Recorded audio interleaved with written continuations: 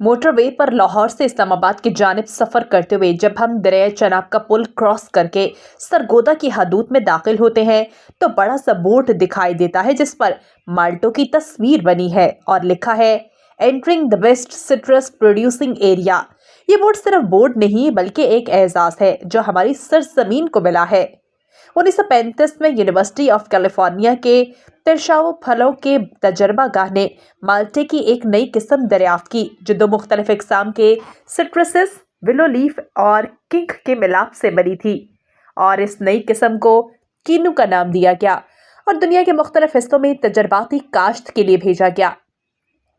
1960 के ज़माने में यूनिवर्सिटी से किन्नू के पौधे पाकिस्तान भेजे गए जिन्हें मुल्क के मुख्तलिफ हिस्सों में काश्त किया गया, लेकिन सरगोदा की ज़मीन ने न सिर्फ बखुशी कबूल किया बल्कि ऐसे मिठास बख्शी कि दुनिया भर में सरगोदा का किन्नू अपनी मुनफरिद जायके और साइज की वजह से मशहूर है।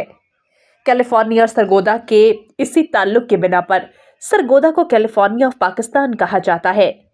दरिया चनाब और जेहलम के दरमियान फैले खट्टे मीठे जायकों वाली इस सरसब्ज वादी में आज भी पुराने और दही पंजाब की झलक दिखाई देती है, जहां मीलों तक फैले बागात के दरमियान पुराने तर्ज की बनी हवेलियों में सर्दियों के शामों में लोग आग का अलाव जलाकर इर्द गिर्द बैठते हैं और गुड़ की चाय और गन्ने चूसने के दौर चलते हैं,